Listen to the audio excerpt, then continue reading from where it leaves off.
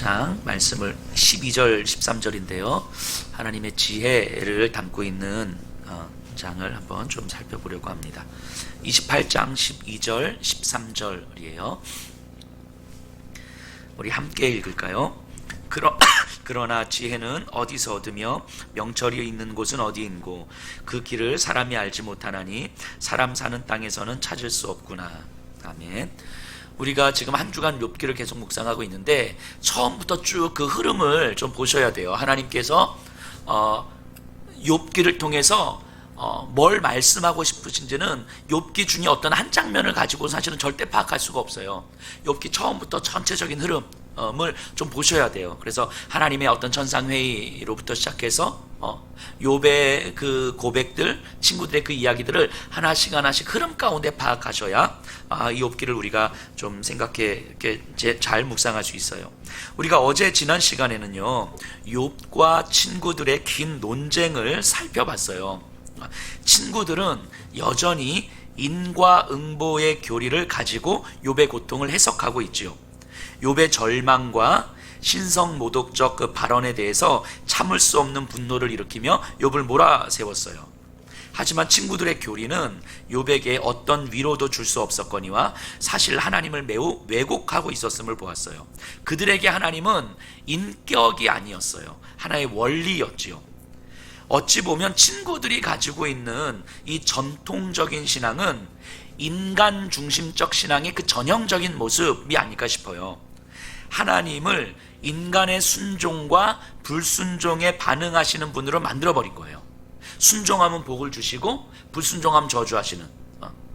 그러니까 결국 하나님은 뭐에 움직이는 거예요? 인간의 순종에 움직이고 인간의 불순종에 움직이시는 분이죠. 그래서 내가 진심을 바치고 간절히 기도하고 금식하고 밤새 기도하면 하나님은 거기에 마땅한 결과를 주셨어야 되는 거예요. 이게 이들이 가지고 있는 신앙의 모습 아닙니까? 그러니까 그들은 욥의 고통을 보면서 이 고통은 하나님께서 주신 결과인데 그 결과가 고통인 거 보니까 욥이 하나님께 죄를 지은 건 분명해. 이렇게 지금 추론하고 있는 거잖아요. 그래서 없는 죄도 만들어내죠. 사람들에게는 욥 네가 선한 사람이었을지 모르겠지만 우리가 못 보는 곳에서는 과부를 멸시하고 고아를 외면한 거 아니냐. 사람은 속일 수 있지만 하나님은 속일 수 없다. 하나님은 너의 그런 은밀한 죄를 보시고 지금 이 고통 주시는 거 아니냐. 이렇게 해석하고 있는 거잖아요. 어거지를 부리고 있는 거 아닙니까? 이들이 이렇게 생각하는 이유가 뭡니까? 자신들이 생각하는 하나님은 아무런 이유 없이 고통을 주시는 분이 아니거든요. 이제까지 자기들이 배워왔고 자기들이 경험한 하나님은 이유 없이 고통을 주시는 분이 아니에요. 그 원리에 따르면 욥은 죄를 지은 게 분명한 거예요. 이게 지금 친구들의 모습이잖아요. 이게 얼마나 하나님의 성품을 왜곡하고 하나님을 알지 못하는 모습입니까? 그 전제를 가지고 욥의 고통을 보고 있는 거예요. 혹시 우리들은 어떻습니까? 신앙생활을 오래 하면서 우리도 이런 전제들을 좀 가지고 있지 않습니까? 분명히 저런 걸 보니까 뭐 하나님 앞에 뭔가 죄를 지은 게 분명하고 하나님이 뭔가 이렇게 우리에게 힘겨운 일을 주면 뭔가 우리가 회개해야 될 게 있는 게 분명하고 뭐 이런 식의 전제를 가지고 나를 바라보고 또 주변의 사람들을 대하는 거죠. 그래서 내 삶에 뭔가 고난이 있으면 또 하나님 앞에 내가 뭘 잘못했지? 이렇게 생각하는 거예요. 이 생각을 잘 생각해 보세요. 내가 고난을 받고 있을 때 내가 뭘 잘못했지? 중심은 뭐가 있는 거예요? 내가 있는 거죠. 내가. 하나님이 나에게 이런 고통을 허락하신 하나님의 이유, 하나님을 묻는 게 아니라 나로부터 그 원인을 찾고 있는 거잖아요.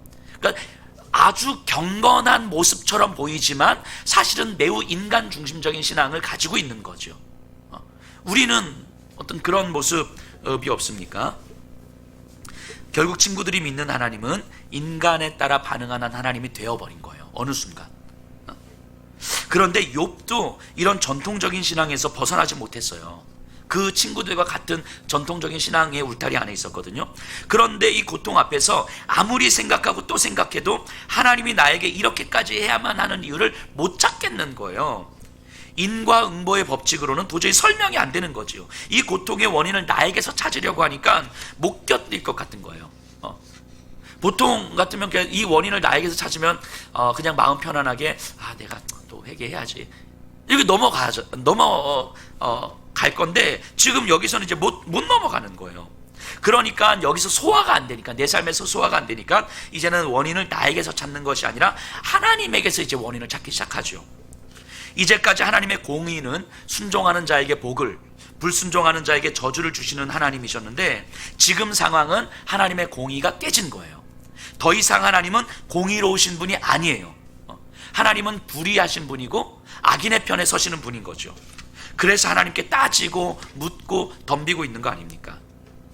이런 배교와도 가까운 욥의 모습에 친구들은 경악한 거죠.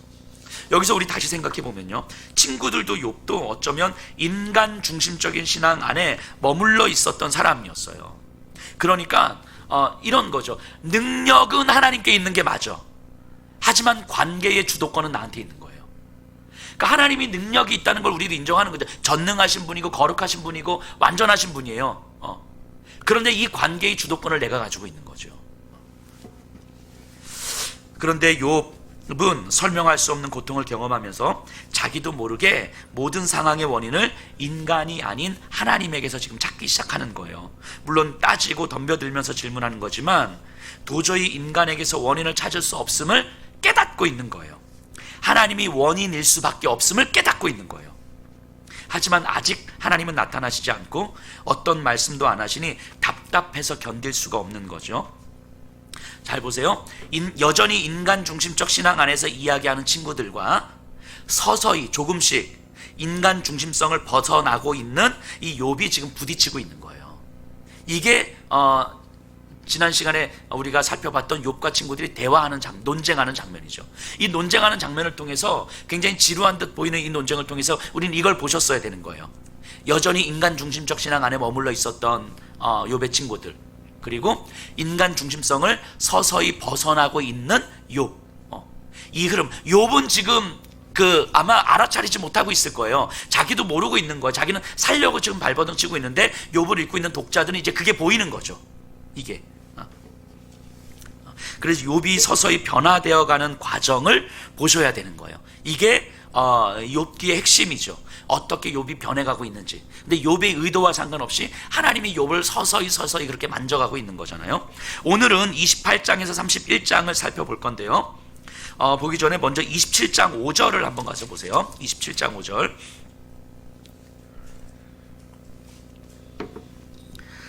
욥이 친구들에게 이제 마지막 이야기를 하는 거예요. 나는 결코 너희를 옳다 하지 아니하겠고 내가 죽기 전에는 나의 온전함을 버리지 아니할 것이라. 자, 욥의 친구들의 논리를 받아들일 수가 없었어요. 그리고 서서히 깨달아가고 있었잖아요. 그러면서 욥의 친구들의 논리가 뭔가 허점이 많다는 것을 발견한 거죠. 결국 너희들의 신앙은 인간 중심적인 신앙 아니냐, 하나님을 인격이 아닌 원리로 삼아서 마치 너희들은 하나님이 인간에게 반응하셔야 되는 분, 인간이 불순종했으니까 저주를, 고통을 주셔야 되는 분, 인간이 순종했으니까 복을 주셔야 되는 분, 결국 하나님을 인간에게 반응하셔야 하는 분으로 만드는 거 아니냐. 너희들은 너희들의 신앙이 옳다는 것을 증명하기 위해서 억지 논리를 끼워 맞추고 있지도 않은 일을 상상하고 비상식적인 말들을 쏟아내고 있는 거 아니냐. 믿음이라는 이유로, 이제까지 내가 그렇게 경험했다는 이유로, 우리가 배웠던 하나님은 그런 하나님이라는 이유로, 그래서 불순종했는데 고통을 내리셔야 되는 하나님이시기 때문에 고통을 내리니까 불순종의 근거들을 계속 찾아가려고 억지 논리를 피우는 거 아니냐. 나는 너희들이 옳다고 인정할 수가 없다, 이렇게 이야기하는 거예요. 하나님 앞에서 모든 인간이 죄인인 건 맞지만 지금 이 상황이 내 죄로 인함이다 라고 하는 것은 받아들일 수가 없는 거예요. 적어도 이 상황에 대해서 나는 책임이 없다. 나한테 책임이 없으면 이 책임은 분명히 하나님께 있는 것이다. 하나님이 공의로우신 분이 아니시든가, 하나님이 불의하시든가, 아니면 정말 공의로우시다면 이 상황에 대한 또 다른 하나님의 이유가 있을 텐데 그거 나한테 설명해 주셔야 된다고. 하나님이 그걸 나한테 설명해 주시지 않으면 진짜 하나님은 나쁜 하나님이 되는 거라고 지금 이러고 있는 거잖아요. 어찌 보면 욥이 지금 교만한 게 아니라 이제까지 가지고 있었던 신앙의 틀이 깨지고 있는 거예요. 친구들과 같이 가지고 있었던 그 신앙의 틀, 그래서 한없이 내 죄를 찾고 찾아서 뭐라도 하나 찾아냈을 텐데 사실은 이렇게 찾으면 못 찾을 죄가 어디 있겠어요. 그죠? 내가 오늘 아침에 우리 아내한테 살짝 짜증냈는데 이것 때문에 하나님 나한테 이 고통 주시나 보다. 못 찾을 죄가 어디 있겠어. 이렇게 찾기 시작하면. 근데 이렇게 했을 텐데 이렇게 해서는 이 고통이 설명이 안 되는 거죠. 그러니까 자기가 가지고 있었던 기존의 신앙의 틀이 깨지고 있는 거예요.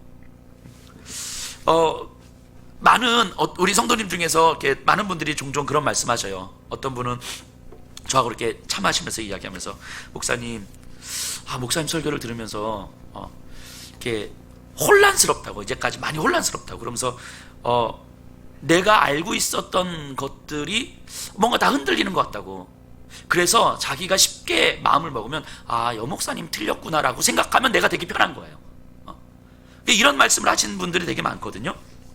근데 잘 생각해 보세요. 그런 생각을 할 때 우리의 기준은 뭐예요? 우리의 기준은 이제까지 내가 알아왔던 것, 이거잖아요. 기준이라는 게 이제까지 내가 배워왔던 것, 이제까지 내가 경험해왔던 것. 이 성경을 가지고 이야기를 하면 그럴 수 있겠구나 하고 대화가 될 텐데, 그게 아니라 이제까지 나한테 익숙해왔던 것, 이제까지 내가 옳다고 믿고 왔던 것이 기준이 되는 거예요. 그게 욥의 친구들하고 뭐가 달라요? 그렇죠? 그러니까 여전히 욥의 친구들은 변화되질 않는 거예요. 여전히 그 수준으로 가는 거예요. 여전히. 하지만 욥은 그 틀이 좀 깨지고 있는 거예요. 자기의 틀이. 그리고 이제 28장이 이제 시작이 돼요. 28장은 하나님의 지혜를 찬송하는 장면이거든요. 28장에 대해서는 많은 해석이 있는데 어떤 분들은 욥이 하는 고백이다 28장은 이렇게 보는데, 욥의 고백이라고 보기에는 참 많이 어색하기도 해요. 왜냐하면 27장에서 우리가 진짜 내가 뭘 잘못했는지 모르겠다, 하나님 나한테 말씀하셔야 됩니다 라고 이제 막 하나님 앞에 대들었잖아요. 아직 하나님 안 나타나셨어요. 그런데 갑자기 내가 하나님의 지혜를 찬양합니다, 하나님의 지혜는 아름답습니다, 이렇게 말하기에는 사실 너무 생뚱맞은 거예요. 그리고 29장부터 31장까지는 욥의 최후 변론이에요. 마치 법정에서 이게 최후 변론을 하는 것 같은. 그래서 29, 30, 31장을 통해서 과거에 고난당하기 전에 내가 얼마나 정말 행복하게 살았는지, 하나님 나한테 얼마나 축복을 주셨는지, 그런데 하나님 나한테 고난을 주시면서 나를 존경했던 모든 사람들은 다 떠났고 지금 내가 얼마나 비참한지, 그래서 하나님 앞에 내가 좀 따져야 되겠다, 이 흐름이에요. 이제까지 욥이 했던 이야기에 쫙 정리돼서 최후 변론을 하고 있는 거예요. 그러니까 27장과 29장에서 31장까지는 연장선상에 있는 거죠. 그래서 28장이 빠지고 27장에서 29장으로 바로 연결되면 사실은 매우 깔끔한 거예요, 논리가. 근데 중간에 28장이 딱 들어왔거든요. 그렇기 때문에 이거는 욥의 고백이라기보다는 나레이터가 이제 등장했다고 보는 게 좀 더 좋을 것 같아요. 뭐 이런 거겠죠. 이렇게 정리하면 흐름을 보면 욥과 친구들이 논쟁하면서 인간 중심적인 신앙을 갖고 있는 친구들과 인간 중심성을 벗어난 욥을, 서서히 벗어나고 있는 욥을 보여주잖아요. 그 흐름 속에 있는 거예요. 근데 욥은 아직 자기가 어떤지 몰라요. 자기는 지금 고통 중에 있는 거니까. 그런데 장면에 잠깐 멈추고, 마치 연극에서 보여주는 것처럼 배우들이 연기하다가 딱 멈추고 나레이터가 등장해가지고, 자 여러분 이 장면이 이해되시나요? 뭐 이 장면은 하면서 이렇게 쫙 연설하는 거예요. 근데 뭘 연설하냐면 지금 하나님의 지혜가 있는데 하나님의 지혜는 이런 것입니다. 근데 지금 욥은 고통 중에 있고 자기는 지금 처절하게 몸부림치고 있지만 사실은 인간 중심성을 조금씩 벗어나는 게 보이시죠? 결국 이 흐름 속에서 욥은 하나님의 지혜를 향해서 가게 될 겁니다. 이게 하나님이 욥을 향해서 일하고 있는 장면입니다. 자, 그럼 다시 한번 볼까요? 하고 연기 딱 시작하는 거예요. 이런 장면이에요. 지금 28장의 장면은. 그러니까 중간에 연기가 딱 멈춰지고 나레이터가 쭉 설명하는 장면인 거예요. 그러니까 독자들로 하여금 욥은 지금 고통 중에 있지만 사실 참된 지혜를 찾아가는 여정 가운데 있는 거구나로 독자들은 보고 있는 거예요. 그리고 다시 현실로 돌아와서 욥의 최후 변론을 29장부터 시작하고 있는 거죠. 그러니까 욥을 읽고 있는 독자들은 지금 포로 귀환한 이스라엘 백성들이잖아요. 바벨론에서 한 70년 포로 생활했다 귀환한 그들이 이 욥기를 읽어가면서 친구들의 모습을 보면서 저 모습이 우리들의 모습이었는데, 친구들의 모습이 신앙의 틀을 가지고 있는 모습들이 우리 모습이었는데, 또 변화되어가는 욥을 보면서 자기들의 현실을 다시 보는 거죠. 아, 하나님도 우리에게 참 지혜를 찾아가도록 하기 위해서 지금 이 고난의 여정들을 허락하시는 건가? 그럼 이제 우리는 어떻게 해야 되는 거지? 이제 어떻게 하나님 앞에 다시 나가야 되는 거지? 라고 질문 던지면서 나레이터가 말하는 하나님 중심의 신앙을 이제는 어떻게 찾아가야 되는 건지에 대해서 방향성을 잡는 거죠. 자, 그럼 28장 이제 들어가 볼게요. 자, 3절 4절이에요. 사람은 어둠을 뚫고 모든 것을 끝까지 탐지하여 어둠과 죽음의 그늘에 있는 광석도 탐지하되 그는 사람이 사는 곳에서 멀리 떠나 갱도를 깊이 뚫고 발길이 닿지 않는 곳 사람이 없는 곳에 매달려 흔들리느니라.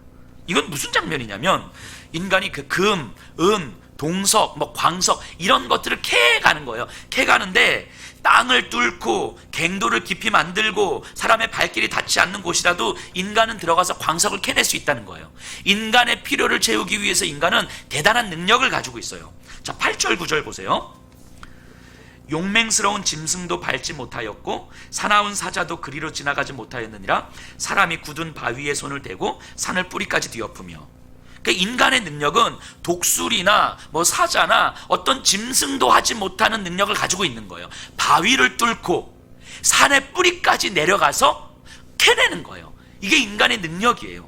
11절 보세요. 누수를 막아 스며 나가지 않게 하고 감추어져 있던 것을 밝은 대로 끌어내는가. 자, 이거는 좀 번역이 조금 너무 헷갈리게 되어 있는데 이 히브리어 문장은요 매우 단순한 문장이에요. 히브리어 문장은 그대로 그냥 직역하면 이거예요. 버들 있죠. 버들잎 이런 거 있죠. 버들로 덮여진 강에 감추인 것을 드러내다. 딱 요 문장이에요. 아주 깔끔한 문장인데 지금 너무 좀 복잡하게 해석을 해놨어요, 번역을. 자, 이건 뭐냐면 버들로 덮여진 강이라는 건 강의 근원을 얘기하는 거거든요. 근데 당시에 어떤 가나안 신화, 가나안 땅에 있는 그 바알 신화에 보면 그 강의 근원은 바알신의 그 엘신이라고 하는 곳이 거주하는 곳이에요. 그러니까 버들로 덮여진 강이라고 하는 것은 엘신이 거주하는 곳을 얘기하는 거예요. 그러니까 거기에 감추어져 있는 것도 인간들은 드러내는 거예요. 그러니까 인간의 능력은 대단한 거예요. 인간의 필요를 채우기 위해서 이 세상에서 우리의 필요를 채우기 위한 인간의 능력과 인간의 지혜는 진짜 대단한 거예요. 심지어 신의 영역까지도 접근해서 파헤쳐낸다는 거예요. 그게 인간의 능력이고 지혜인 거죠. 자, 그런데 28장에서 나레이터는 그런데 인간의 능력은 거기까지다 이 얘기하는 거예요. 12절 13절 12절 그러나 지혜는 어디서 얻으며 명철이 있는 곳은 어디인고 그 길을 사람이 알지 못하나니 사람 사는 땅에서는 찾을 수 없구나. 이제 지혜에 대한 이야기가 나오는데 그렇게 대단한 능력을 가지고 있는 인간, 신의 영역까지도 도달할 수 있을 것 같은 그 인간의 능력이 있음에도 불구하고 지혜는 어디서 얻으며 명철은 어디에 있는가? 그 길은 사람이 알지 못한다 이 얘기를 하는 거예요. 그렇게 능력 있는 인간이라도 참 지혜는 결코 찾을 수 없다 이 얘기인 거죠. 이 땅에서 인간들의 필요를 채우기 위한 지혜는 가질 수 있어요. 사람들 그 지혜는 탁월해요. 어느 피조물보다 탁월합니다. 하지만 성경 기자는 질문을 던지는 거예요.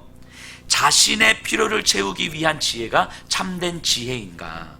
금이든 광석이든 마음의 평안이든 자신이 원하는 것을 채우기 위한 지혜가 참된 지혜일 수 있는가? 이 질문 던지는 거예요. 그것이 참된 지혜라면 그 지혜로 인간은 참된 행복을 누리며 살 수 있는가?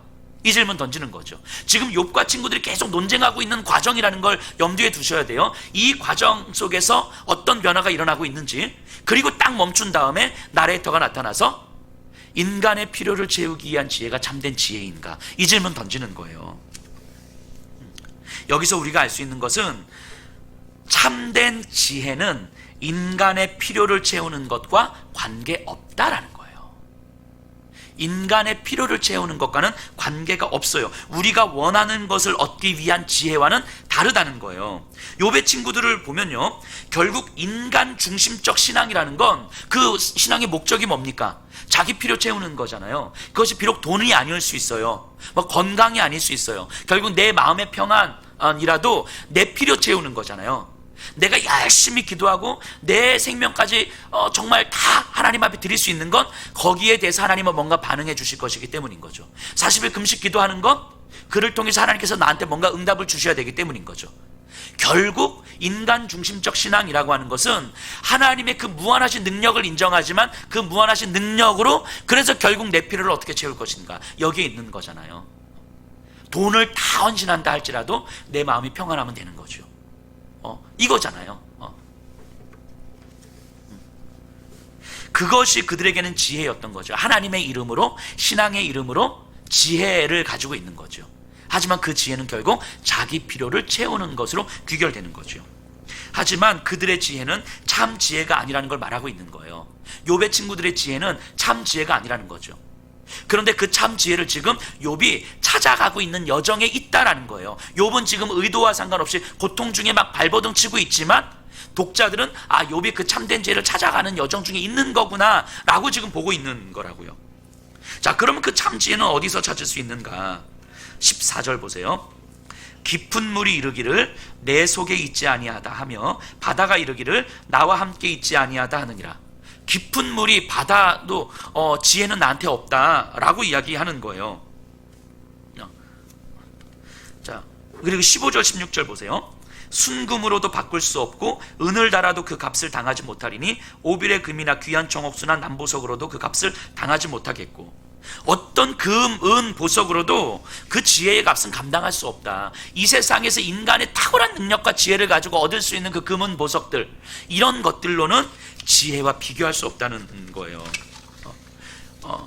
그러면서 20절에 다시 질문 던지죠. 그런즉 지혜는 어디서 오며 명철이 머무는 곳은 어디인고? 지혜에 대한 질문을 계속 던집니다. 자, 성경 기자의 논지를 보세요. 이런 논지를 가져 보석과 광물이 있는 장소와 길은 인간은 발견할 수 있어요. 하지만 지혜의 장소와 길은 발견할 수 없어요. 근데 지혜의 가치는 광물의 가치와 비교할 수 없이 커요. 그렇다면 지금 우리에게 필요한 것은 광물을 캐내는 것인가, 참 지혜를 찾는 것인가? 이 질문 던지는 거죠. 지금 당장 우리에게 필요한 것은 그 광물을 찾아내는 것인가? 그것이 지혜인가? 아니면 참 지혜를 찾아가야 되는가? 이 질문 던지는 거예요. 당연히 그 답은 뭡니까? 지혜를 찾아가야죠. 그런데 그 지혜를 찾을 수가 없어요. 어디로 가야 될지도 모르겠어요. 자, 23절에 하나님이 그 길을 아시며 있는 곳을 아시나니. 이 세상에서 찾을 수 없는 그 지혜를 찾을 수 있는 유일한 방법이 하나 있는데 하나님 만나는 것 외에는 없다고 이야기하는 거예요. 자, 여기까지 보면 우리는 욥과 친구들의 논쟁 가운데서 뭔가 우리 가슴에 뭔가 답이 하나 딱 나와야 되는 거예요. 욥의 친구들이 아무리 옳은 이야기를 가지고 욥을 몰아치고 있지만 저들은 결국 하나님으로부터 멀어지고 있는 거구나. 지금 욥은 그 참된 지혜를 찾기 위해서 하나님을 만나러 가는 길이구나. 하나님을 만나야만 그 지혜가 있다고 이야기하는데 욥의 친구들은 지금 하나님을 만날 수가 없어요. 자기들 안에 있는 원리가 너무 간고해서. 하지만 신앙의 틀이 깨어진 욥은 이제는 방법이 없으니까 하나님을 만나는 것 외에는 없거든요. 이유야 어쨌든 하나님 앞에 덤벼들고 하나님 멱살 잡고 하나님 나한테 말씀하셔야 됩니다. 안 그러면 하나님은 진짜 불의한 하나님이다 라고 말하면서 하나님께 막 덤벼들지만 어쨌든 욥은 하나님을 만나야 하는 거잖아요. 이 장면을 우리가 이제까지 봤단 말이죠. 그런데 여기서 참된 지혜는 어디서 찾습니까? 하나님을 만나야만 된다고 이야기하는 거예요. 지금 욥이 걸어가는 여정이 어떤 길인지 이제 보이는 거죠. 여기서 이게 나레이터가 독자들에게 주는 이야기인 거죠. 그리고 나서 그 지혜가 무엇인지에 대해서 부연 설명합니다. 24절에서 27절이에요. 이는 그가 땅끝까지 감찰하시며 온 천하를 살피시며 바람의 무게를 정하시며 물의 분량을 정하시며 비 내리는 법칙을 정하시고 비구름의 길과 우레의 법칙을 만드셨습니다. 자, 이 무슨 얘기냐면요, 하나님은 이 세상 땅끝까지 살피시는, 다스리시는 분이에요. 바람이 어디서 불고 어느 정도로 부는지를 조정하고 간섭해서 정하시는 분. 하늘에서 비를 내리는데 언제 내릴지, 어느 정도 내릴지, 어디에 내릴지를 하나님께서 다 보시고 정하시는 분인 거예요. 구름이 움직이는 방향을 어느 정도의 구름으로 어디를 향해서 어디까지 구름을 움직여야 되는지 다 정하시는 분이라는 거예요. 이게 뭡니까? 인간이 알지도 못하는 이 세상에서 일어나는 그 모든 일들, 인간이 상상할 수도 없는 모든 일들, 그 어느 것 하나하나 하나님의 손길을 거치지 않고 일어나는 일은 없다는 거예요. 이게 지혜라고 이야기하는 거예요. 이게. 그러니까 이 세상에서 일어나는 모든 것들은 어느 것 하나 하나님의 손길을 거치지 않은 건 하나도 없다는 거예요. 그러니까 이 세상에서 일어나는 모든 일의 근본적 원인은 누구한테 있다는 거예요?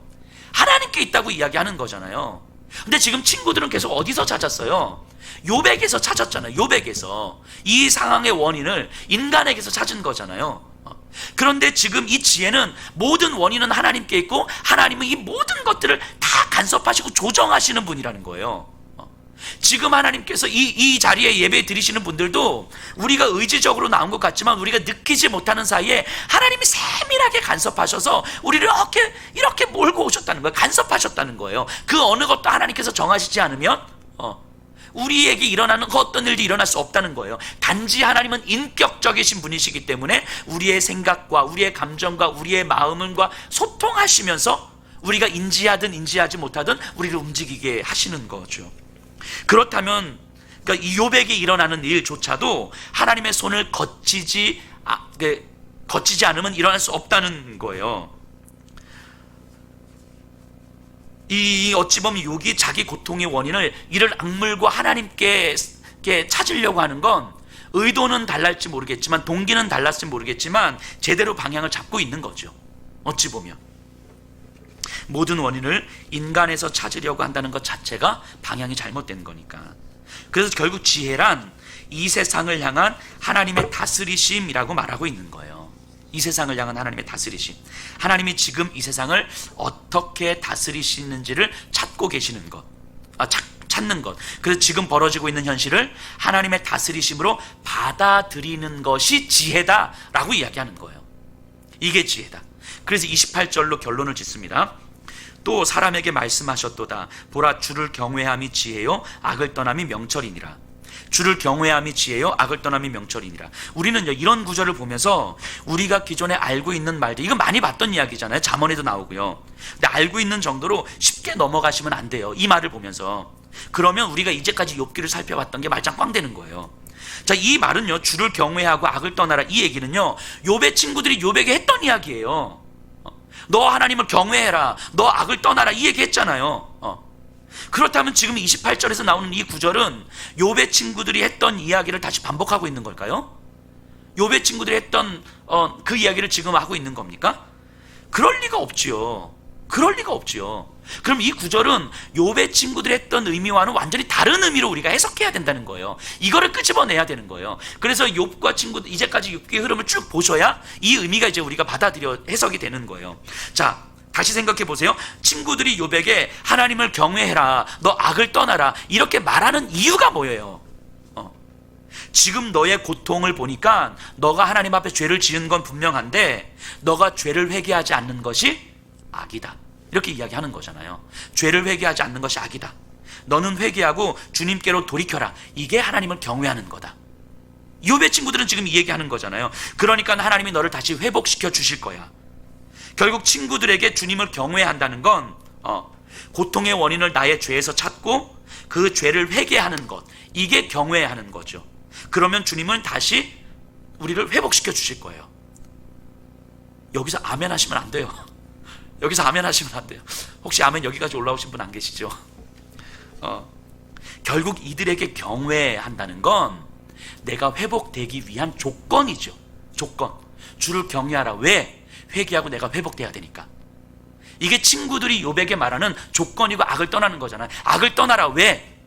네가 하나님 회복시켜 주실 테니까. 결국 주님을 경외하고 악을 떠나는 건 욥이 다시 회복하기 위한 조건인 거잖아요. 모든 것을 주관하시는 분이 하나님이 맞아요. 전능하신 분이 하나님이 맞아요. 그러니까 하나님께 기도하면 하나님은 우리의 기도를 들으시고 응답해 주실 거예요.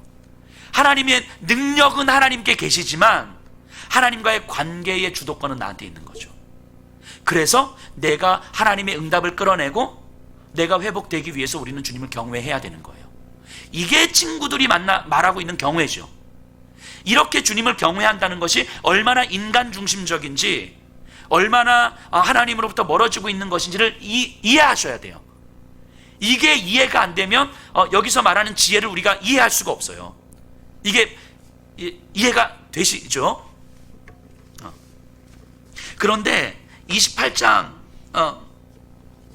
28절에서 말하는 경우에는 지금 이 고통의 상황 자체가 주님이 비를 얼마나 내릴지, 어디에 내릴지, 어떻게 내릴지 조절하시듯이 바람의 방향을 간섭하시듯이 이 고통 자체가 회복되어야 되는 일이 아니고 이 자체가 하나님께서 조정하시고 간섭하신 결과라는 거예요. 이해가 되시나요? 이 고통 자체가, 이 비참함 자체가 하나님의 다스림이라는 거를 받아들이라는 거예요. 근데 친구들의 관심은 뭐예요? 고통은 회복되어야 되는 거잖아요. 회복되어야 되니까 이 고통은 나쁜 거예요.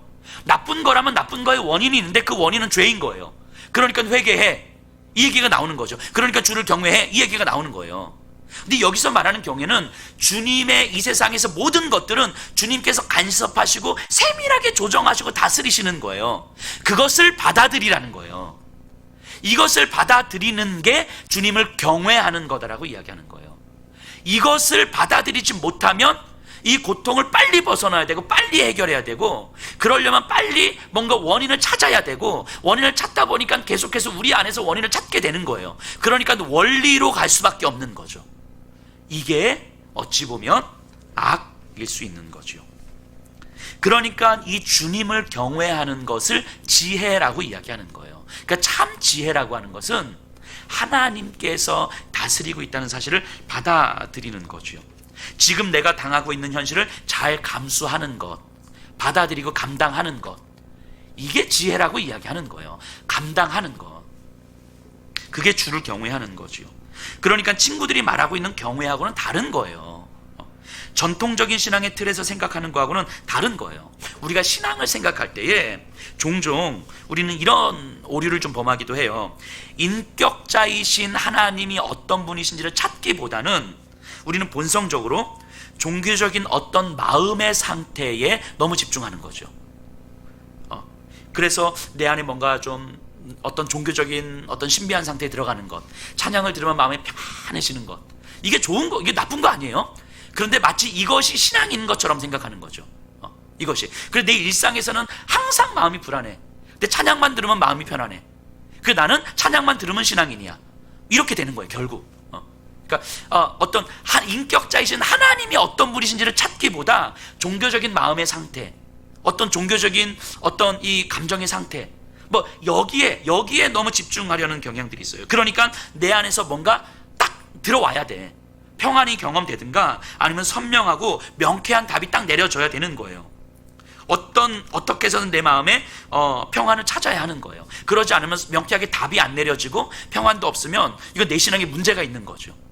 이렇게 생각하는 거예요. 우리가 신앙을 생각할 때 이런 방식으로 생각하는 경향들이 종종 있는 것 같아요. 그렇기 때문에 매우 위험한 상태에 빠지는 거죠. 그러니까 선명한 하나님의 길이라고 내 안에서 확신되면 정말 의를 위하여 핍박을 받는다 생각하면서 위험하더라도 덤벼들기도 하는 거예요. 그래서 마치 몇몇 종교 지도자들이 진짜 말도 안 되는 이야기를 하면서 하나님의 뜻이라고 계속 반복해서 강조하면 심지어 그러다가 사회적 불의를 당해. 그럼 우리는 이 혼란스러운 세상에 저렇게 하나님의 뜻을 외치면서 선명하게 자기가 불이익을 당하고 있음에도 불구하고 저런 모습을 보니까 진짜 이 시대의 의인이구나, 이 시대의 참 선지자구나, 맞아 저 길이야 하면서 쫓아가는 거죠. 불안하고 혼란스러운 상황에서 누군가 하나님의 이름으로 명쾌하게 답을 제시하니까 우우 가는 거 아닙니까? 그래서 나타나는 어떤 폭력적인 모습들이 이 시대에 우리는 2020년대에 참 많이 경험했잖아요. 기독교의 이름으로, 하나님의 이름으로 얼마나 많은 폭력적인 일들이 벌어졌습니까? 근데 수많은 그리스도인들이 우우 쫓아가잖아요. 그게 성경에서 하나님이 어떻게 이야기했는지, 인격적이신 하나님과 어떻게 관계를 맺는지와 상관없이 그렇게 되는 거예요. 내 안에 선명한 답이 딱 주어지니까. 하지만 신앙은 그런 게 아니잖아요. 신앙은 내 확신이 아니에요. 뭔가 선명한 확신이 있어야 된다고 생각하지만 신앙은 내 확신이 아니에요. 내 신념이 아니에요. 내 확신이라고 생각하니까 믿음과 내 신념을 구분을 못하는 거예요. 믿음을, 신앙을 내 확신이라고 생각하니까 어떤 사회적인 정치적인 신념과 믿음을 구분을 못하는 거예요. 믿음은 내 확신이 아니에요. 신앙이란, 하나님을 경외하는 것이란 하나님의 통치에 자신을 맡기는 거예요. 하나님의 통치에 나를 맡기는 거라고요. 직접 창조하신 이 세상의 현실 속에서 하나님이 직접 일하신다는 것을 받아들이는 거예요. 그래서 하나님의 통치는 우리의 모든 삶과 일상과 이 시대와 전 우주에 영향을 미치고 있다는 사실을 받아들이는 거예요. 그래서 내 삶 속에서 하나님의 통치가 무엇인지를 드러내는 삶을 사는 거예요. 우리가 생각하고 원하는 대로 하나님이 일하시는 게 아니고 하나님이 원하시고 생각하는 방식으로 우리가 맞추는 거라고요. 이게 내 신념하고 다른 거예요. 그래서 믿음과 신념을 구분을 못하면 우리가 원하는 방식으로 하나님은 일을 하셔야 되는 거예요. 그러니까 하나님은 이 땅에서 공산주의를 없애주셔야 되는 거예요. 그러니까 믿음과 신념이 구분이 안 되는 거예요. 하나님은 지금 북한 땅에서 일 안 하십니까? 우리의 신념대로 가면 하나님은 지금 북한 땅에서 일 안 하시는 게 되잖아요. 근데 하나님은 북한 땅에도 여전히 일하고 계시잖아요. 공산주의 체제 아래서도 여전히 하나님 거기서도 일하고 계시잖아요. 그러니까 믿음을 내 확신과 구분을 못하면 우리는 희한한 논리가 돼버리는 거예요. 우리가 원하는 대로 하나님이 일하시는 게 아니라 하나님이 원하시는 대로 우리가 맞춰가야 되는 거예요. 중국에 계신 어떤 선교사님이 저한테 그런 말씀을 하셨어요. 우리도 대한민국처럼 빨리 복음이 자유화되었으면 좋겠지만 사실은 자기 자신은, 그리고 우리 많은 선교사님들은 그렇게 되길 원하지 않는다고. 지금 이 중국 땅의 복음이 자유화되기를 원하지 않는다고. 왜냐하면 복음이 더 깊이 뿌리 내리기 전에 자유화되면 남한 교회처럼 될까봐. 이게 중국에 계신 선교사님들이 하시는 말씀이에요. 하나님이 지금 이 체제를 유지하시는 이유가 있으신 거겠죠. 박해 가운데, 핍박 가운데 복음이 좀 더 견고하게 뿌리 내리고, 그래서 공산주의 체제 아래에서 복음이 뿌리 내렸을 때 이게 자유화가 돼서 자본의 물결이 넘어와도 복음이 탐욕과 타협하지 않게 되기를 그들은 간절히 구하고 있는 거잖아요. 하나님이 일하지 않는 거예요. 우리가 원하는 방식으로 하나님이 일을 하시는 게 아니고 하나님이 원하는 방식으로 우리가 맞춰가야 되는 거예요. 에덴 동산을 한번 생각해 보세요. 선악과를 먹은 인간에게 가장 먼저 들어온 변화가 뭡니까? 자신이 벌거벗었음이 부끄러워졌어요. 그래서 어떻게 했어요? 가렸죠. 이렇게. 이게 부끄러우니까, 내 약점이니까, 수치스러웠으니까. 그런데요, 선악과를 먹기 전에도 그들은 벌거벗었어요. 선악과를 먹기 전에도 그들은 약점을 가지고 있었다고요. 선악과를 먹기 전에도 그들은 수치스러운 모습을 그대로 가지고 있었어요. 하지만 그 아담과 하와는 하나님의 통치에 자신을 온전히 맡겼기 때문에 그들의 약점을 자기들이 스스로 가리려고 하지 않았어요. 약점을 가려야 된다는 생각 자체를 안 했어요. 약점이 있는 모습 그대로 그냥 하나님 앞에 맡긴 거예요. 그러니까 그 삶을 하나님은 책임져 주신 거예요. 하나님이 그 약점을 가려주신 게 아니고 약점 있는 모습 그대로 책임져 주신 거라고요. 그래도 충분하게 안전하게 잘 살 수 있다는 것을 그들은 경험했어요. 굳이 약점을 가릴 필요가 없었다고요. 그런데 하나님의 통치를 벗어났을 때 자신들의 약점을 이제는 스스로 책임졌어야 됐어요. 그래서 가리기 위해서 살았어요. 이후의 삶은 어땠습니까? 자기 약점을 가리고 다른 이의 약점을 공격하는 삶을 살아요. 그것을 잘하는 삶이 지혜로운 삶이죠. 이후의 삶은. 그리고 어느 순간부터 그들에게 하나님은 자신의 약점을 잘 가려주시는 분이셔야 됐어요. 하나님이 자신들의 약점을 잘 가려주시고 자기들이 약점이 없도록 만들어 주셨어야 됐어요. 그게 하나님을 경외하는 삶이라고 생각했어요. 그래서 하나님의 율법을 순종했고 하나님께 예배를 드렸어요. 왜냐하면 그래야 하나님은 자신들의 약점을 가리고 하나님 자신들의 약점을 채워주실 테니까. 그게 그들이 믿는 하나님이었잖아요. 이게 지금 욥의 친구들이 믿고 있는 하나님이잖아요. 그런데 성경은 그렇게 말하지 않습니다. 하나님은 우리의 약점을 가려주시는 분이 아니에요. 우리의 삶의 필요를 채워주시는 분이 아니라고요. 약점을 가지고 하나님 안에 살 수 있도록 만들어주신 분이죠. 내 약점 그대로 가지고 하나님 안에서는 괜찮다고 하시는 분이라고요. 하나님이 내 약점을 가려주시고 메꿔주시는 게 아니라 내 약점을 굳이 가리지 않아도 돼. 그거 가리지 않아도 내 안에서 너 충분히 살 수 있어. 이렇게 말씀하시는 분이잖아요. 그러니까 너희들의 약점을 스스로 가리기 위한 삶을 살지 말라고 이야기하는 거죠.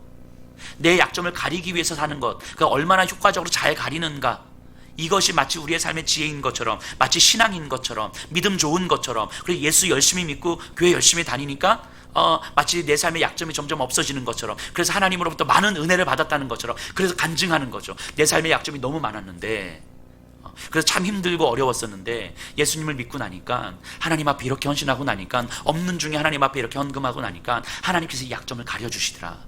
하나님이 이 결핍을 채워주시더라. 하나님이 나를 정말 약점 없는 사람으로 만들어주시더라. 그래서 이 세상 어디를 가든지 내가 당당하게 서게 됐습니다. 아멘. 우리 이런 식의 간증들을 많이 듣게 되는 거죠. 하나님을, 내 약점을 가려주시는 분.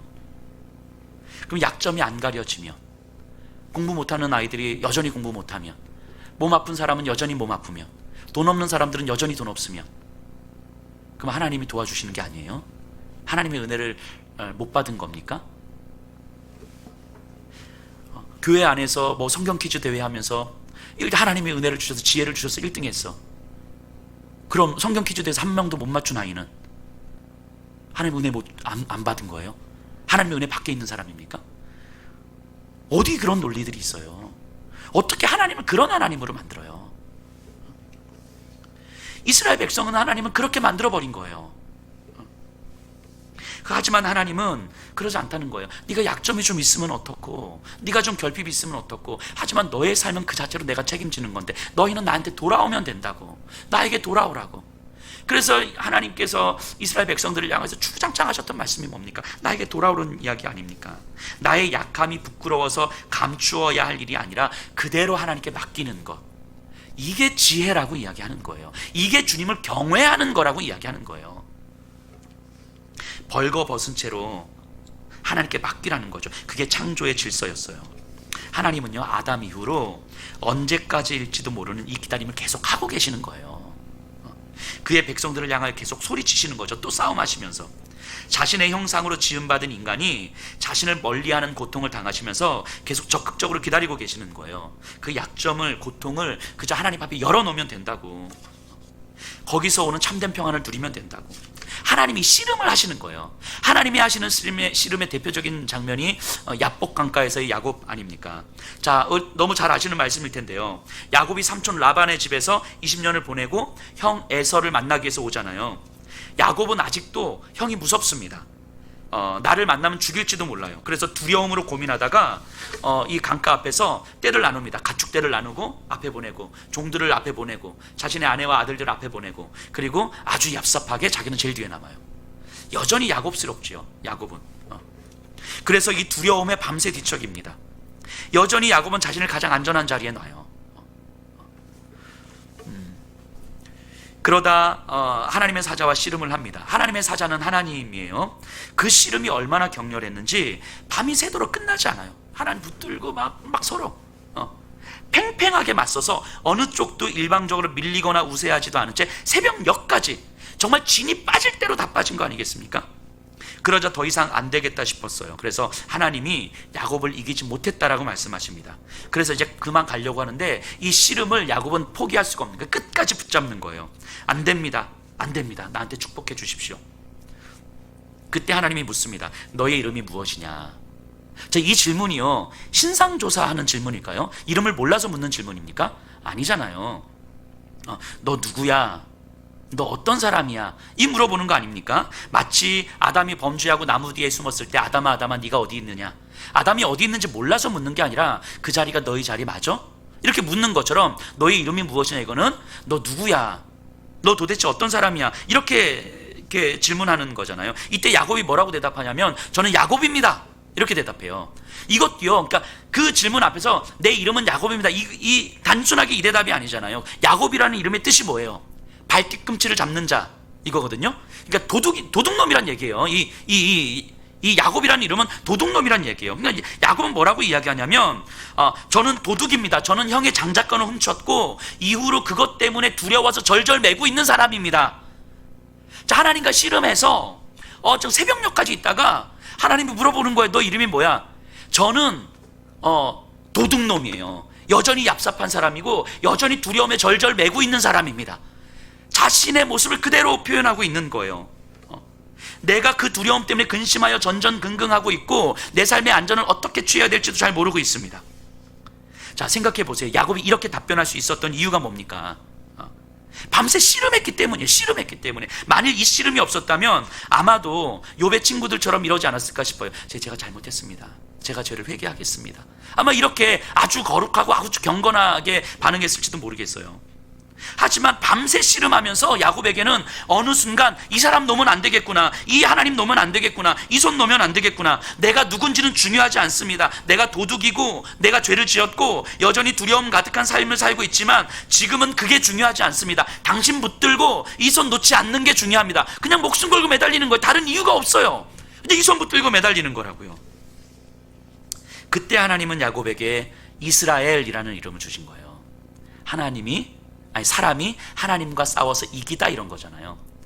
야곱이 이겼어요, 하나님. 그리고 그 이후로 뭐 없어요. 하나님 그래서 두려움을 해결시켜 주셨다, 아니면은 문제를 이거 없어요. 이스라엘이라는 이름 받고 끝이에요. 하나님과 겨루어 이겼다는 거예요. 하나님과 씨름한 거예요.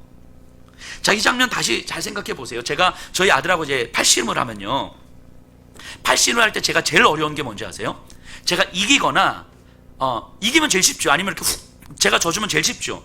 그런데 이기지도 않고 져주지도 않고 막상막하의 상태를 계속 유지하는 거예요. 아주 진지하게 아들이 속을 수 있도록 진짜라고 막 땀 흘리면서 빨빨빨. 그냥 이렇게 이기면 쉽죠. 져주면. 근데 이기면 애가 속상할 것 같고, 그냥 확 져주면 그 다음부터 얘가 재미없어 할 것 같고. 그러니까 힘을 다해서 이 막상막하를 유지해야 되는 거예요. 그럼 진짜로요, 제 몸에 땀이 쫙 납니다. 이 팔씨름 이렇게 몇 분 이렇게 하고 있으면. 그러다가 진짜 있으다가 진짜 아깝게 진짜 간발의 차이로 싹 져요. 제가 마지막까지 쓰다 져요. 그럼 애가 너무 좋아요. 그래서 엄마한테 가서 막 자랑해요. 아빠한테 팔씨름에서 이겼다고. 근데 그러면서 아빠의 관계가 만들어지는 거잖아요. 근데 팔씨름에서 이기고 아니면 지고 이러면 어디에 관심을 갖습니까? 이기고 지는 거에 관심을 갖는 거예요. 근데 이 막상막하를 씨름을 계속 하다 보면 어느 순간 이 씨름하는 과정이 재미가 있어요.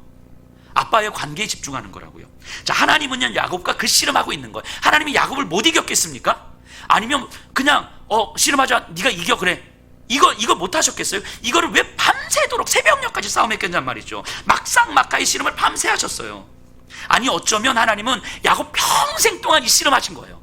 처음부터 확 변화시키든가 아니면 처음부터 확 꼬꾸라뜨리든가 이러지 않으시고 야곱 평생의 삶을 통해서 이 씨름 계속 하신 거예요. 막상막하로. 그래서 도둑놈이었다가 삼촌 라반의 집에서 정말 노동에 지쳐 쓰러졌다가 삼촌에게 배신도 당했다가 두려움에 어쩔 줄 몰라 하는 자로 무너졌다가 이제까지 야곱의 삶은 하나님의 씨름 안에 있는 삶이었던 거예요. 하나님이 야곱을 붙들고 막 넘어지지도 않게, 그렇다고 막 이렇게 이쪽으로 넘어지지도 않게 계속 붙들고 오고 있는 거예요. 이 씨름을 하고 있는 거예요.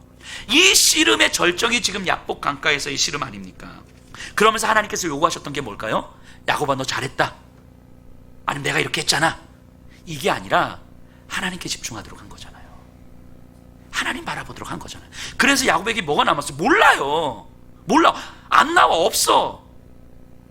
그런데 하나님께 집중이 되는 거예요. 그 시간을 통해서. 이스라엘 민족의 역사가 그랬어요. 이스라엘이 하나님께 조금 더 집중하도록 하기 위해서 아담 이후로 하나님은 이스라엘 민족을 붙들고 이 씨름 계속하고 있는 거예요. 아예 그냥 광야에서 죽여버릴 수도 있었거든요.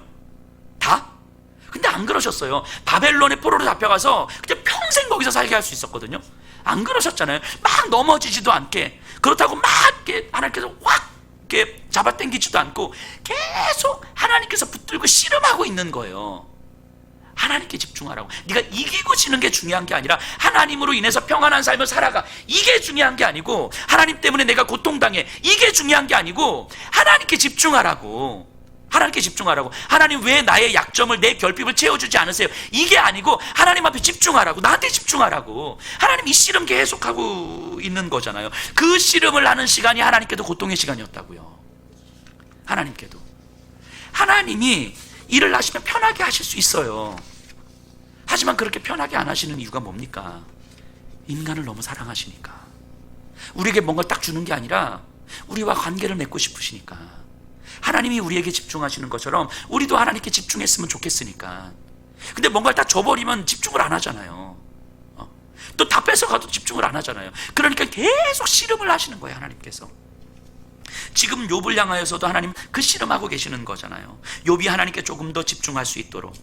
그래서 하나님을 만나지 않으면 안 되게끔, 하나님으로부터 이 상황에 대한 설명을 듣지 않으면 안 되게끔 욥을 만들어 가고 있는 거예요. 오늘 우리들을 향해서도 하나님 마찬가지 아닙니까? 지금뿐만이 아니라 우리의 평생의 삶 속에서 어쩌면 하나님은 우리 붙들고 계속 씨름하고 있었던 거예요. 하나님은 우리에게 계속 왜 나한테 이 약점을 채워주지 않습니까? 왜 나한테 이걸 가려주지 않습니까? 라고 막 원망했지만 사실은 하나님은 그냥 하나님 땅 뻘뻘 흘리면서 씨름하고 계셨던 거, 이제까지 계속. 이유는 딱 하나예요. 너의 약점 채우는 거 그건 나한테 관심이 아니라고. 네가 나를 봐야지. 하나님과 관계 맺자고요. 우리가 얼마나 잘 믿고 있는지를 믿는 게 아니에요. 내가 하나님을 향해서 얼마나 신실한 믿음을 가지고 있는지, 이게 중요한 게 아니라고요. 예수 안에서 우리를 불러내시고 자기 아들로 삼으시며 우리에게 아버지가 되신 그 여호와를 경외하라고 외치는 거예요. 그 하나님을 믿으라는 거예요. 내 안에 얼마나 믿음이 큰, 이게 아니라 얼마나 내가 잘하고 있느냐가 아니라 하나님을 믿으라는 거예요. 우리가 잘해야만 받아주시는 하나님이 아니란 말이에요. 우리의 약함과 절망과 분노와 말할 수 없는 그 죄악 속에서도 우리를 향한 하나님의 신실하심은 여전하시고 우리를 향하여서 구원을 베풀고 계시는 하나님을 믿으라는 거예요. 그 하나님으로부터 기도해서 무언가를 받기를 기대하지 말고 그 하나님 만나기를 기대하라는 거예요. 그래서 우리에게 일어나는 인생을 하나님께 맡기고 걸어가는 거예요. 그럴 때면 우리 안에 그 두근거림과 막막함과 불안함과 공포가, 내 약점을 가지고 이대로 살아가도 되나? 이 결핍을 가지고 이대로 살아가도 되나? 내 삶의 절망과 고통 가운데 이게 해결되지 않는데 이대로 살아가도 되나? 이런 공포와 불안함을 지내면서 어느 순간 하나님의 창조와 섭리의 역사에 참여하는 거예요. 나를 채워주신 하나님이 아니라 하나님의 역사에 내가 조금씩 들어가는 거예요. 십자가로 승리하신 예수 그리스도의 길을 걸어가는 거예요. 우리가 스스로는 이런 믿음의 싸움을 못하니까 하나님께서 우리를 이 싸움의 장으로 불러내시는 거라고요. 이 믿음의 싸움을 하지 않으면 우리는 여전히 하나님 만나기를 소망하지 않으니까, 하나님을 만나기를 소망한다고 하면서도 우리는 여전히 내 필요 채우기를 원하니까, 그러면 안 된다고 말씀하시니까 우리를 그 싸움의 장으로 끌고 오시는 거죠. 우리에게서 답을 찾을 수 없는 상황으로 우리를 계속 몰고 가시는 거예요. 우리의 울타리들을 하나씩 깨트리면서. 그래서 우리에게 하나님을 만나야만 한다는 그 간절함, 하나님과 참된 연합을 소망하는 그 간절함을 가질 수 있도록. 그렇게 하지 않으면 금세 우리는 우리 안에서 답을 찾으려고 해요. 어느 순간 막 은혜를 받고 하나님과의 참된 연합을 소망하다가도 하루만 지나면 또 내 안에서 답을 계속 찾는단 말이죠. 우리가요, 신앙생활 하면서 꼭 기억하셔야 되는 건요, 우리가 하나님을 떠나는 방법이 두 가지가 있어요. 예수님 믿는 사람이 하나님을 떠나는 방법이 두 가지가 있는데, 누가복음 15장 두 아들 비유에서 잘 나타나죠. 첫 번째는 우리가 너무 잘 아는 이야기죠. 둘째 아들처럼 되는 거예요. 그냥 막 나가는 거죠. 이렇게 하고 싶은 대로 이렇게 다. 그러니까 하나님을 떠나는 거예요, 실제로. 자, 두 번째 하나님을 떠나는 방법은 첫째 아들이 되는 거예요. 너무 종교적이고 도덕적 인간이 되는 거예요. 하나님을 떠나는 두 번째 방법이죠. 매우 종교적이고 도덕적 인간이 되는 것. 아버지 옆에서 아버지의 말씀을 끊임없이 순종하면서 아버지의 말씀에 거역한 적은 한 번도 없었지만 아버지의 마음을 몰라. 이게 첫째 아들이었잖아요. 하나님을 떠나는 두 번째 방법이죠. 하나님을 만나기를 기대하지 않으면서 하나님 옆에 서서 말씀에 순종하려고 애를 쓰는 사람, 하나님을 떠나는 방법이에요. 하나님을 떠나는 방법. 욥의 친구들처럼 말씀을 너무 잘 알고 있었고 순종도 너무 잘했고 하나님을 경외했어요. 하지만 그들은 하나님의 마음을 몰랐어요. 그들의 헌신은 하나님을 피하는 헌신이었어요. 고통을 죄의 결과로만 봤지 그 자체에 하나님의 이유가 들어있다는 사실을 생각하지 못했죠. 하나님은요, 우리가 그렇게 신앙생활하길 원하지 않으세요. 종교적이고 도덕적 인간으로 살길 원하지 않으세요. 하나님을 피하고 있으면서도 마치 내가 하나님 옆에 있는 것처럼, 하나님 마음을 전혀 알지 못하면서도 마치 하나님 말씀에 내가 순종하고 있는 것처럼, 하나님이 정말 원하시는 것이 무엇인지, 하나님의 감정이 지금 무엇인지, 하나님이 나를 바라보시면서 얼마나 아파하시면서 땀 뻘뻘 흘리면서 싸우고 계시는지도 모르면서 마치 나는 하나님 안에서 안전하게 거하고 있는 것처럼, 그래서 천국이 보장돼서 참 행복한 것처럼 그렇게 살기를 원하지 않으신다고요. 그건 사탄이 원하는 거죠. 그건 사탄이 원하는 거죠. 사탄은 더욱 최선을 다해서 우리의 울타리를 무너뜨리는 거예요. 하나님을 피하면서 살라고. 하지만 하나님은 그 사탄의 공격을 우리를 회복시키는 시간으로 다시 삼는 거죠. 그 시간이 바로 하나님의 씨름 아닙니까? 우리가 회개할 때 한번 생각해 보세요. 우리가 어떤 죄를 지었어. 하나님께 회개를 하잖아요. 진지하게 한번 스스로에게 질문 던져보세요. 우리가 회개를 하는 이유가 뭘까? 우리가 회개를 하는 이유가 뭡니까? 정말 하나님께 죄송해서입니까? 그 죄악이 끔찍해서 하나님께 죄송해서 회개하는 거예요? 아니면 혹시 죄를 지은 후 하나님께서 나에게 허락하신 그 결과가 두려워서 회개합니까? 죄가 끔찍해서 하나님 앞에 죄송해서 회개하는 거예요? 아니면 죄의 결과 때문에 내가 고통당할까 봐 그게 두려워서 회개하는 겁니까? 혹시 죄로 인하여서 내가 어떤 불이익을 받을까 봐, 내가 잘못할까 봐 그게 불안하고 두려워서 회개하는 거 아닙니까? 하나님 앞에 내 죄가 너무 깊고 죄송해서 이 죄에 대한 깊은 탄식으로 하나님 앞에 회개하면 나를 무너뜨리려고 하는 이 죄가 끔찍하게 여겨질 텐데, 그래서 회개를 하고 나면 그 죄로부터 이제 돌이켜지는 거잖아요. 그래서 같은 삶을 반복하지 않는 거잖아요. 그런데 죄에 직면하기보다는 죄의 결과에 대한 두려움으로 회개하니까 아무리 회개를 해도 삶이 변화되지 않는 거예요. 같은 삶이 반복되는 거라고요. 왜냐하면 죄에 대해서 직면하지 않으니까. 잘못하고 나서, 아이들이 잘못하고 나서 엄마한테 혼날까 봐 두려워서 잘못했다고 이야기하는 건요, 안 고쳐집니다. 아이들이요. 그러니까 강하게 혼낸다고 해서, 세게 혼낸다고 해서 아이들이 바뀌질 않는다고요. 그것에 대한 두려움 때문에 눈치를 보고 있을 뿐인 거지. 내가 무엇을 잘못했는지에 대해서 깊이 직면하지 않으면 아이들이 변화되지 않는다고요. 아이들이 부모님한테 잘못했다고 하는 이유가 뭡니까? 혼날 것에 대한 두려움 때문입니까? 자신이 잘못한 것을 진짜 깨닫기 때문입니까? 우리가 하나님 앞에 회개하는 이유가 뭐예요? 이게 나 중심의 신앙을 보여주는 거 아닙니까? 죄로 인하여서, 우리가 죄 다 짓죠. 하지만 그 죄로 인하여서 하나님을 만나기를 소망하기보다 죄의 결과가 아무 일 없이 지나가기를 소망하는 거. 그래서 회개하는 거 아니에요? 나 중심적인 신앙 아닙니까? 인간 중심적인 신앙? 그게 욥의 친구들이잖아요. 삶을 맡기는 게 아니라 나를 중심으로 다시 살아가는 거예요. 하나님은 우리를 그렇게 살게 하고 싶지 않으셨어요. 그래서 하나님이 보내주신 예수님, 하나님의 씨름과 하나님의 고통이 절정인 예수님은 자신의 모든 약점을 십자가에서 다 드러내셨어요. 아담의 벌거벗음이 십자가 위에서 다시 재현되잖아요. 예수님은 모든 옷이 벗겨진 채 자신의 모든 약점과 수치스러움이 다 드러낸 채 사람들에게 놀림거리가 되셨어요. 그런데 예수님은 벌거벗었음을 자신이 가리려고 하지 않았어요. 그걸 그대로 받아들이셨어요. 예수님은 아담의 벌거벗었음을 다시 재현하면서 이것을 다시 나뭇잎으로 가리려고 하지 않았다고요. 그 모습 그대로 하나님께 부르짖은 거예요. 그 모습 그대로 하나님께 내어 맡긴 거라고요. 이 모습이 하나님의 길이라고 받아들이기에 십자가 위의 삶을 그냥 하나님께 맡긴 거예요. 손가락질 받으면서 욕 먹으면서 그저 맡기는 거예요. 욕 먹는 걸 감당하는 거예요. 수치스러움을 감당하는 거라고요. 이게 하나님께 맡기는 거예요. 이게 하나님을 경외한다고 이야기하는 거예요. 이 길 위에서 하나님을 만난 것을 소망하니까, 하나님의 자녀들이 하나님을 피하면서 살아가니까, 종교의 이름으로, 신앙의 이름으로 하나님을 피하면서 살아가니까 하나님을 만날 수 있는 길을 열어주셔야 했던 거예요. 하나님은. 그래서 당신의 아들 예수를 통하여서 그 수치스러움을 다 열어놓으신 거라고요. 그리고 우리에게는 그 예수를 믿으라고 이야기하는 거예요. 예수님을 믿고 산다는 건 이런 거예요. 내 수치, 내 고통, 절망의 현실을 하나님께 맡기는 거예요. 이게 예수님을 믿는다라는 거예요.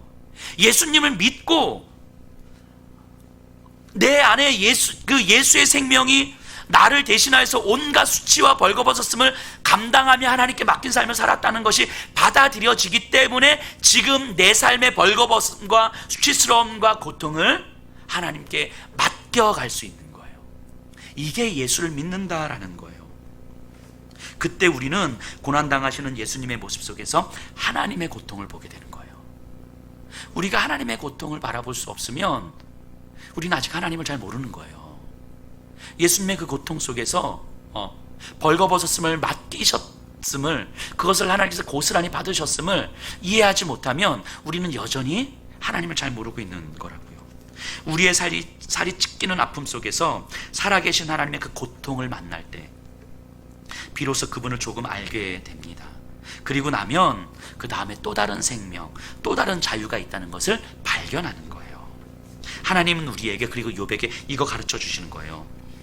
자, 그리고 욥의 현실로 잠깐 다시 돌아와 볼까요? 이 28장의 어떤 그 지에 대한 이야기를 한 다음에 욥의 현실로 다시 돌아오면요, 지금 욥은 고통스럽게 울부짖지만 하나님을 만나야 하는 간절함까지 와 있는 거예요. 그래서 29장 30장에서 자신을 돌아본 다음에 31장에서 욥은 자신의 결백을 맹세합니다. 만일 나에게 죄가 있다면 나는 큰 징벌을 받을 것입니다. 하지만 그것은 하나님이 밝혀주십시오. 나는 나의 죄 없음을 변론할 테니 하나님은 나의 변론에 답변해 주십시오 라고 하나님을 재판장으로 소환하는 거예요. 그래서 결백 맹세문을 통해서 하나님의 출현을 요구하고 있는 거예요. 어쩌면 이것이 욥이 가질 수 있는 최선의 수단 아니었겠습니까? 자, 31장 7절 8절 볼게요. 만일 내 걸음이 길에서 떠났거나 내 마음이 내 눈을 따랐거나 내 손에 더러운 것이 묻었다면 내가 심은 것을 타인이 먹으며 나의 소출이 뿌리째 뽑히기를 바라노라. 내 걸음이 하나님의 길에서 떠났었거나 내 마음이 내 육신의 눈을 따랐거나 내가 만약 그랬었다면 나는 징벌을 마땅히 받을 것입니다. 지금 욥은 자신의 결백을 맹세하고 있는 거예요. 지금 재판장에서 자신을 막 변론하는 거라고요. 16절 17절 보세요. 내가 언제 가난한 자의 소원을 막았거나 과부의 눈으로 하여금 실망하게 하였던가. 나만 혼자 내 떡덩이를 먹고 고아에게 그 조각을 먹이지 아니하였던가. 내가 이랬던 적이 과연 언제 있습니까? 나는 절대 이런 적 없습니다. 24절 보세요. 만일 내가 내 소망을 금에다 두고 순금에게 너는 내 의뢰하는 바라 하였다면, 내가 순금에게 내 삶에 초점을 두고 소망을 두었더라면 나는 징벌을 받을 것입니다. 하지만 나는 그런 적이 없습니다. 욥은 진짜 자신이 결백하다는 거예요. 그러면서 35절 보세요. 누구든지 나의 변명을 들어다오. 나의 서명이 여기 있으니 전능자가 내게 대답하시기를 바라노라. 나를 고발하는 자가 있다면 그에게 고소장을 쓰게 하라. 누구든지 내 변명을 들어라. 나는 누구에게든지 나를 이야기할 수 있다. 그리고 여호와 하나님은 이제 나에게 답변하셔야 됩니다. 하나님을 법정으로 소환하는 거예요.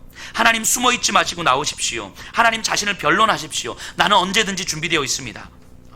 그러니 나는 얼마든지 나에 대해서 이야기할 수 있으니 하나님은 모든 책임을 지셔야 합니다. 하나님이 잘못했습니다. 하나님은 정의롭지 않습니다.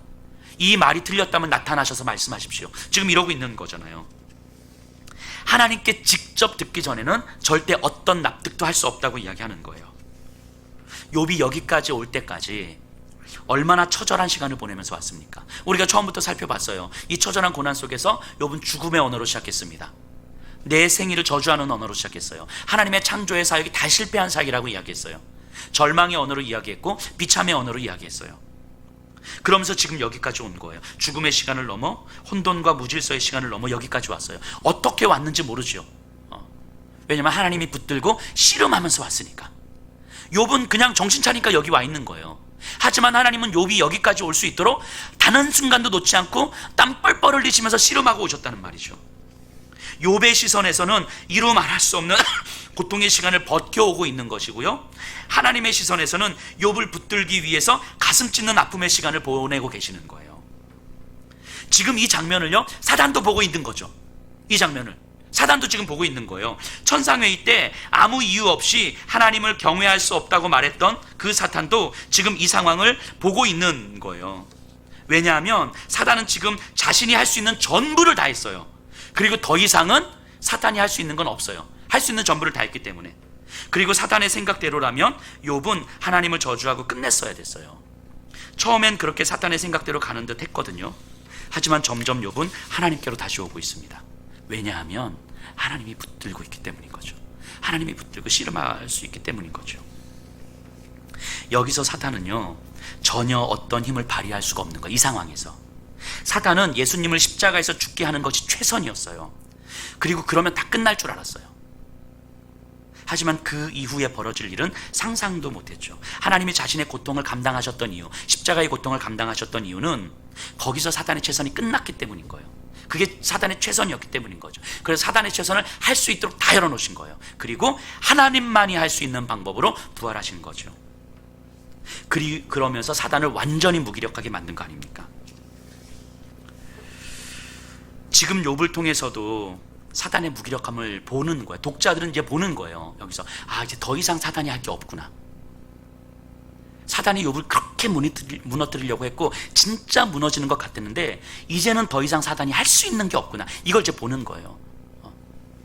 욥을 좌지우지하려던 그 사단의 공격을 하나님 모두 다 받으신 후에 사단이 더 이상은 할 수 없는 일을 지금 진행하고 있는 거예요. 욥을 붙드시고 씨름하시면서 그렇게 욥에게 하나님 자신의 명예를 걸고 여기까지 오고 있는 거예요. 오늘 말씀을 좀 정리해 보도록 하겠습니다. 오늘날 우리를 향한 사탄의 공격은 여전히 지속돼요. 여전히 지속됩니다. 그리고 우리를 하나님으로부터 떨어뜨리기 위해서 우리의 울타리를 계속 무너뜨려요. 하지만 하나님은 사탄의 공격을 오히려 우리가 하나님을 만나는 역전의 기회로 삼으시는 거예요. 역전의 기회로 삼으시기 위해서 우리를 붙들고 씨름하시는 거예요. 하나님은 우리를 그냥 한 번에 구원해 주실 수도 있거든요. 아니면 우리를 완전히 무너뜨리실 수도 있거든요. 근데 그 어떤 방법도 선택하지 않는 건 우리에게 무언가를 주는 게 목적이 아니라 우리와 사랑의 관계를 맺고 싶기 때문인 거예요. 하나님을 보라고 말씀하시는 거예요. 그래서 하나님도 고통스럽게 우리를 붙들고 계속 씨름하고 있는 거예요. 그 시간 동안 우리도 아파요. 우리도 아픕니다. 못 견딜 것처럼 아파요. 하지만 우리가 아픈 만큼 하나님도 아프신 거예요. 그 시간만큼. 왜냐하면 그 아픔을 감당하셔야 되는 거예요. 우리가 하나님을 봐야 하니까. 안 그러면 우리는 하나님을 안 보거든요. 안 그러면 우리는 하나님을 안 보니까. 그것만이 사단이 더 이상 할 수 없는 부활의 생명, 하나님의 영역에서 우리를 다시 만나는 방법이니까. 지금 우리의 고통은요, 결국 사단의 실패로 끝납니다. 결국 사단의 실패로 끝나. 욥기에서 보는 것처럼. 아니 이미 사단이 더 이상 할 수 없는 지경까지 와 있을지도 몰라요. 우리의 삶에서 하나님이 붙드시고 어느 순간 하나님께 지금 계속 하나님이 몰고 오고 있으시니까 그 하나님의 싸움이라는 것, 지금 나의 고통은 하나님의 싸움이라는 걸 우리가 깨달으셔야 됩니다. 우리 이 시간 좀 같이 기도할게요.